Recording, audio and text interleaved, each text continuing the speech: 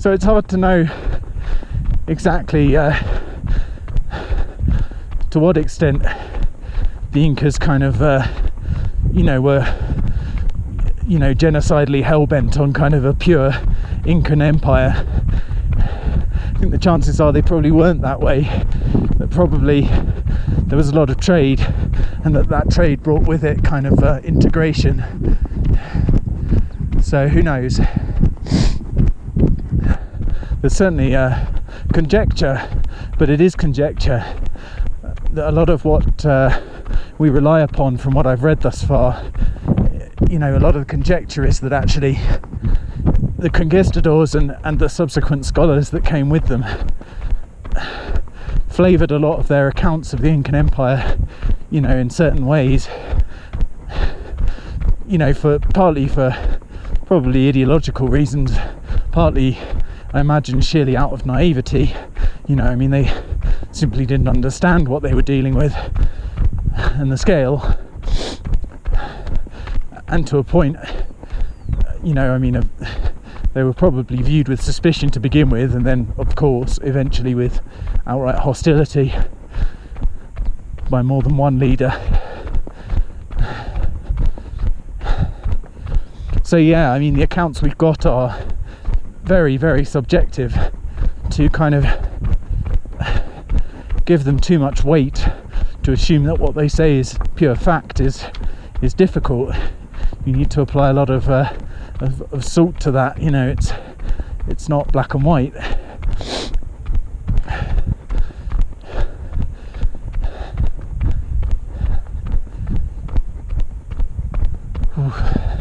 Yeah, I'll put up some links as well. I seem to recall that I'd mentioned the question of how the Incas developed some of their stone engineering, and it is engineering. The just how flat the materials were that they put together, and how they put those things together. Because I've been doing some more studying around that as well, and there's some very, very interesting theories that all actually seem quite plausible. Of course, the army of tinfoil hats will tell you it was aliens, or indeed, as some of the earlier thinkers thought, it was demons, that old chestnut. But no, sure enough, there are very viable hypotheses about exactly how you could cut stone, incredibly strong stone, without iron. I guess that's the point I'm getting to. The clincher here is how a civilization that had bronze managed to cut stone with incredible precision. Absolutely incredible precision. Precision is, it's a fascinating question. It's very, very hard to know for sure, but certainly some of the kind of hypotheses that have been put out there by some of the thinkers is, you kind of think, okay, yeah, that does make sense. Not least because at the end of the day, other civilizations, more than likely purely by coincidence or whatever you want to call it, have worked out similar methodologies. But what comes back to you again and again with the Incas is, if you look at their stonework, when you look at the kind of large, particularly things like the sun temples,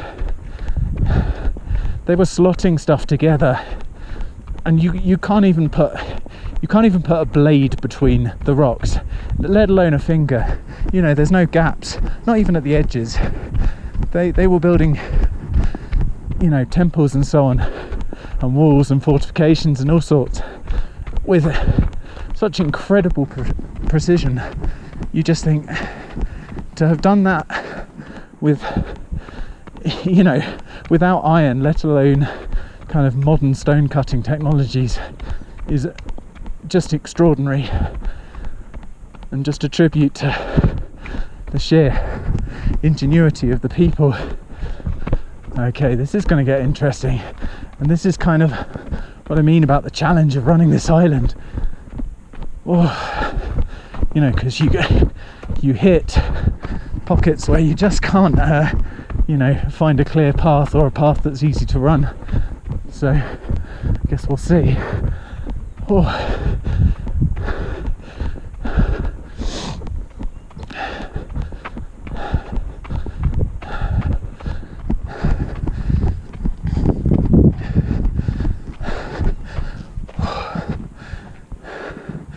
Okay, gonna need to walk for a bit. So, oh my goodness. As I was saying, yeah, so part of perhaps what made it possible to build structures, you know, as grand as they did, on the scale they did, came down to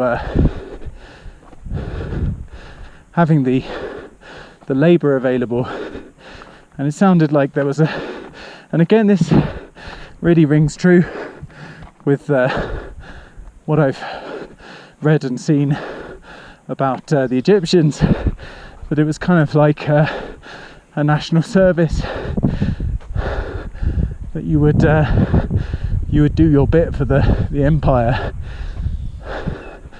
and in return the empire would feed you and grant you kind of privileges along the way for a period of time for your service.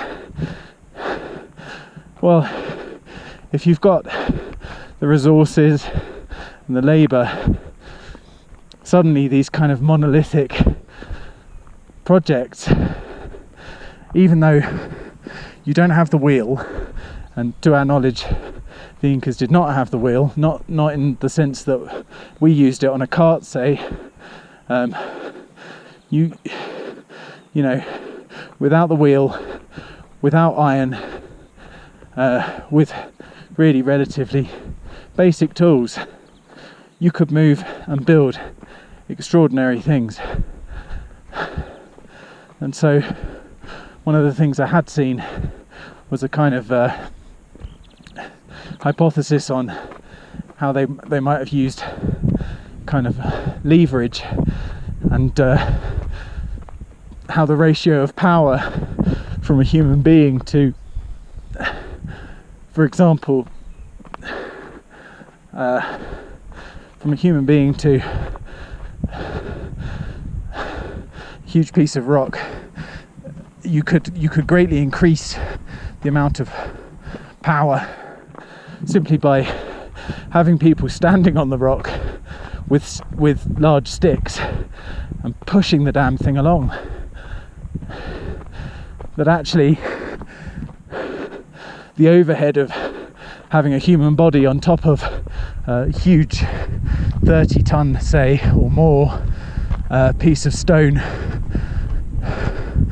was greatly outweighed by the power they could apply in terms of leverage with a pole.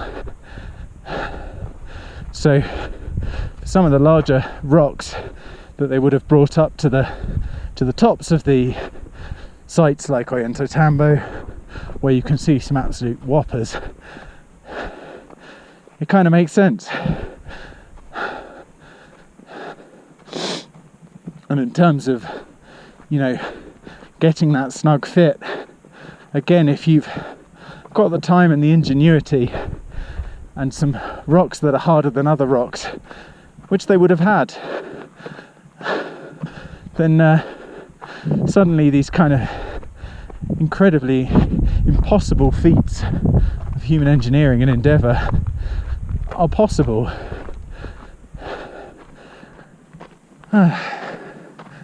Oh goodness. Right, let's see where this takes us.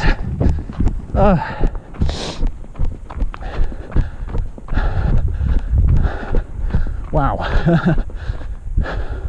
What a route. I'm just going to do a pan. It is beautiful. And at the top of the two mountains are temples I'll grab the names of, just because that last run was a bit sketchy. I didn't want to get, I don't know, maybe I was just worrying a bit too much, but there does come a point where you've been running a long time and your body's starting to feel it, and you don't quite know where the end is, and you think, right, is this where the headlines, you know, tourist dies on Amantani Island of exhaustion or dehydration, is that where that crops up?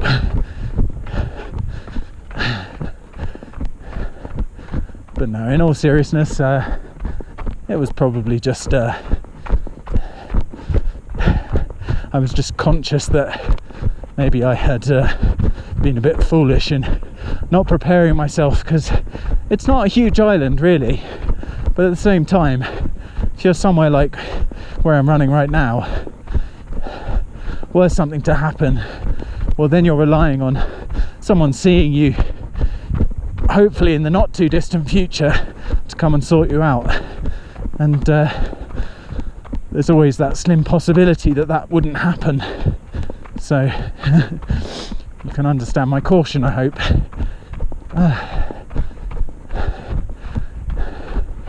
Well, I'll tell you what, I really thought that path we were on to begin with was gonna loop us right round in a big belt, but where we're at right now, it's very untamed.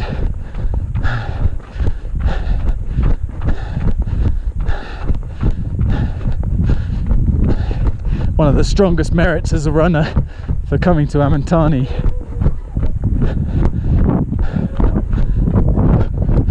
is there aren't many dogs on it. Now that's really funny. They were telling me how proud they were. There aren't any dogs.